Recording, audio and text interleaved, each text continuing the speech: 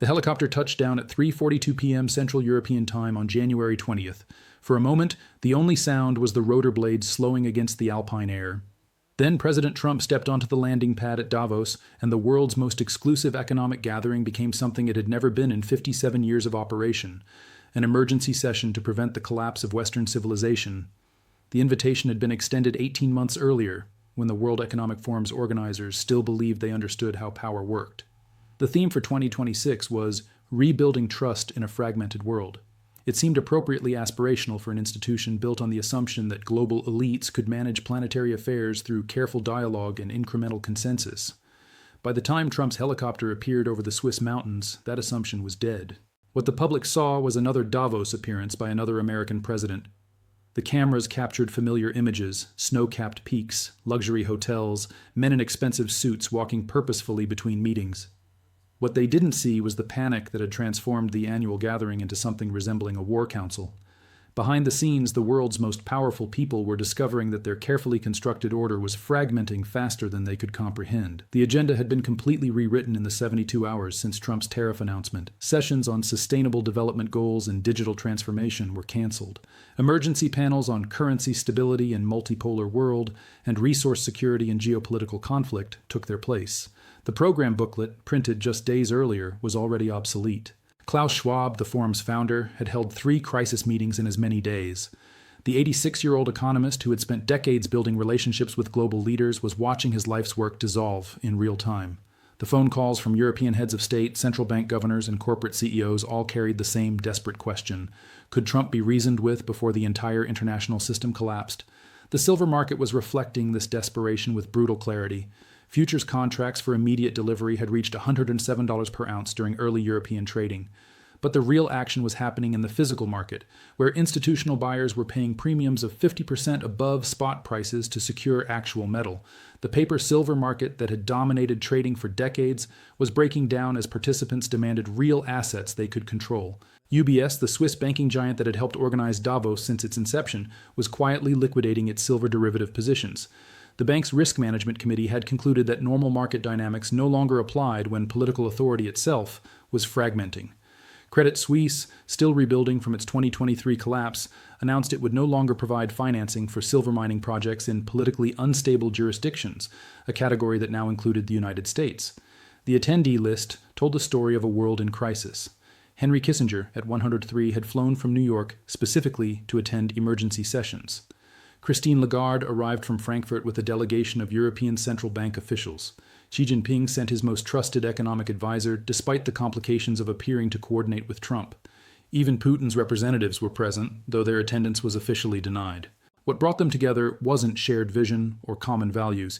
It was shared terror. The economic order they had spent decades building was collapsing not because of external threats, but because the hegemon that guaranteed its stability was choosing chaos over cooperation. America was weaponizing the very systems it had created to maintain global dominance. The numbers were staggering. European banks estimated that Trump's tariff threats would reduce transatlantic trade by 40% within 6 months. The Bank for International Settlements calculated that silver shortages could cripple technology manufacturing across 3 continents. The International Monetary Fund projected that currency instability would trigger the worst global recession since the 1930s. But these were just projections. The reality was already worse. Samsung had suspended production at 2 major facilities due to silver supply disruptions. Volkswagen announced it would delay electric vehicle launches indefinitely. Solar panel manufacturers across Europe were shutting down rather than operate at massive losses. The technology sector was discovering that its dependence on stable supply chains made it catastrophically vulnerable to political disruption. The first closed-door session began at 4 p.m. with a presentation from Goldman Sachs's commodities desk. The slides, marked strictly confidential, outlined scenarios where silver prices could reach $300 per ounce if political tensions continued escalating. The analysis was clinical and terrifying. At those price levels, entire industries would become economically unviable. The global economy would be forced to restructure around resource scarcity rather than technological advancement. Larry Fink, CEO of BlackRock, presented data showing institutional investors were liquidating traditional portfolios in favor of physical commodities. The world's largest asset manager had seen $400 billion in outflows from equity funds and $200 billion in inflows to precious metals funds in the past month. The shift represented more than investment strategy. It represented a loss of faith in the financial system itself. European leaders used their speaking time to issue what amounted to surrender demands disguised as diplomatic appeals. Emmanuel Macron's representatives proposed a transatlantic resource sharing agreement that would give America preferential access to European silver reserves in exchange for tariff relief.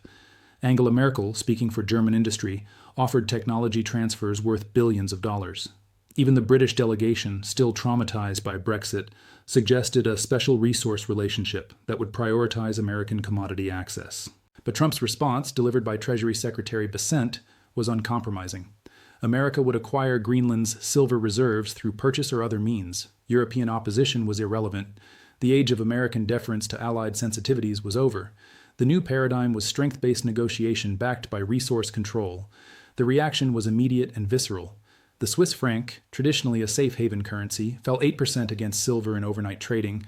Gold reached new record highs, but silver's performance was unprecedented. The gold-silver ratio collapsed to levels not seen since the Hunt brothers crisis of 1980. Smart money was betting that silver scarcity would prove more economically disruptive than gold shortages. Private conversations revealed the depth of elite panic. Jamie Dimon, CEO of J.P. Morgan Chase, was overheard telling counterparts that the bank was establishing silver inventories in multiple jurisdictions to hedge against political risk. Ray Dalio, founder of Bridgewater Associates, reportedly liquidated $10 billion in government bonds to purchase physical commodities. Even Warren Buffett's representatives were quietly accumulating silver positions despite the Oracle of Omaha's historical skepticism of precious metals. The technology sector's response was more desperate than strategic. Apple's delegation announced the company would redesign all products to eliminate silver components within 18 months. Tesla committed to developing battery systems that used alternative conductors. Microsoft pledged to create quantum computing systems that required no precious metals at all. It was innovation driven by panic rather than opportunity. But the most revealing conversations happened during unofficial gatherings in hotel lobbies and private dining rooms. Central bankers spoke openly about abandoning the dollar-centric international monetary system. Corporate executives discussed relocating operations to avoid political risk. Sovereign wealth fund managers compared strategies for accumulating physical assets that could maintain value regardless of political developments. The Chinese delegation was notably confident amid the general despair. Xi Jinping's representatives had come to Davos not to prevent economic disruption, but to manage China's advantage during the transition. Beijing had spent years building alternative supply chains and accumulating strategic commodity reserves. What terrified Europeans and Americans was simply the acceleration of trends China had long anticipated. The numbers from Asian markets reflected this confidence. Shanghai silver futures were trading at substantial premiums to London and New York contracts. Chinese banks were offering favorable terms for silver mining investments in Africa and South America. The Belt and Road Initiative was being quietly restructured to prioritize resource extraction over infrastructure development.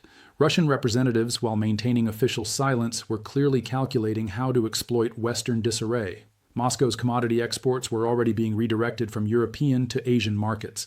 The sanctions regime that had isolated Russia since 2022 was becoming irrelevant as Europe faced its own supply chain crisis. Geopolitical isolation was proving temporary, but resource scarcity was permanent. The most sobering presentation came from McKinsey & Company's senior partners, who had been asked to model economic scenarios based on sustained silver prices above $200 per ounce. Their analysis concluded that global GDP would contract by 15 to 20% as industries dependent on silver-intensive technologies became uncompetitive. It would be economic transformation comparable to the Industrial Revolution, but in reverse. The social implications were equally dramatic. Countries with significant silver deposits would experience massive wealth transfers from urban to rural areas. Mining communities in Peru, Mexico, and Australia would become economically dominant over financial centers in New York, London, and Frankfurt. The geography of power would realign around geology rather than institutional capacity. Environmental groups, despite their historical opposition to mining, were beginning to support accelerated silver extraction as the lesser of two evils.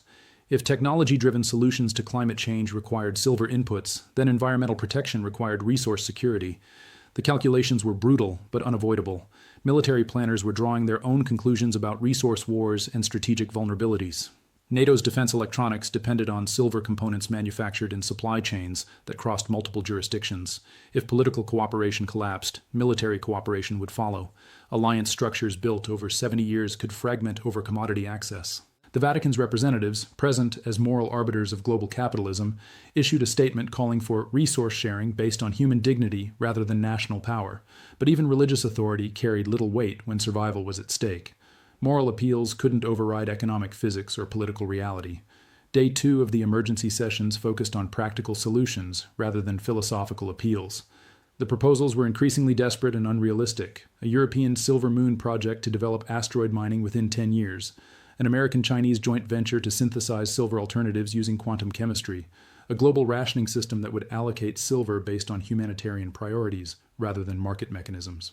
But every solution required the kind of international cooperation that was becoming impossible as national interests diverged. The tragedy was that technological solutions to silver scarcity existed, but implementing them required exactly the kind of trust that political conflicts were destroying. The commodity trading firms represented at Davos were the clear winners in the emerging order. Glencore, Trafigura, and other resource giants were experiencing unprecedented demand for physical delivery contracts. Their storage facilities were becoming more strategically important than central bank vaults. The companies that moved actual commodities were replacing the institutions that moved financial instruments. Insurance companies were withdrawing coverage for silver-dependent industries faster than policies could be rewritten. Lloyd's of London announced it would no longer underwrite technology manufacturing that couldn't guarantee silver supply chains. The risk had become too great and too unpredictable for traditional actuarial analysis. Academic economists at Davos found their models breaking down in real time. Theories based on rational actors and efficient markets couldn't explain behavior driven by existential fear and resource scarcity. The intellectual frameworks that had guided policy for generations were proving inadequate for crisis management. Artificial intelligence companies were among the most vocal advocates for diplomatic resolution. Their data centers consumed enormous amounts of silver for cooling systems and high-performance conductors. If silver prices continued rising, the entire AI revolution could stall before reaching maturity. The future that tech leaders had promised was being held hostage by ancient geological realities. The pharmaceutical industry faced similar pressures. Advanced medical devices required silver components for both functionality and sterility. If silver became economically inaccessible, medical technology would regress decades. The humanitarian implications were staggering, but humanitarian concerns couldn't override economic constraints. As January 20th drew to a close, the emergency sessions had produced no solutions, only clearer understanding of the problems. The global elite had gathered expecting to manage a crisis. Instead, they discovered they were witnessing the end of an era. The institutions they had built, the relationships they had cultivated, the systems they had perfected, all were proving inadequate for the challenge of resource scarcity in a multipolar world. The final session was scheduled for the following morning, but many participants were already departing. Private jets were leaving Davos throughout the night, carrying leaders back to capitals where they would begin implementing national survival strategies rather than international cooperation plans. The age of global governance was ending not with institutional collapse, but with institutional irrelevance.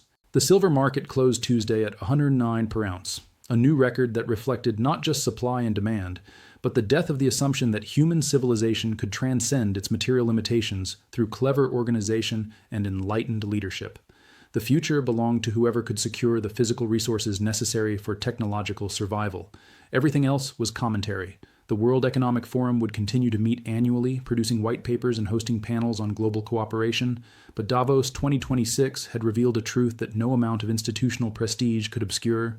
When survival is at stake, there is no global community. There are only nations with silver and nations without it. The helicopter that had brought Trump to the mountains carried him away as darkness fell across the Alps. Behind him, the world's most powerful people were left to contemplate a future they no longer controlled, dependent on commodities they could no longer access, in a world they no longer understood.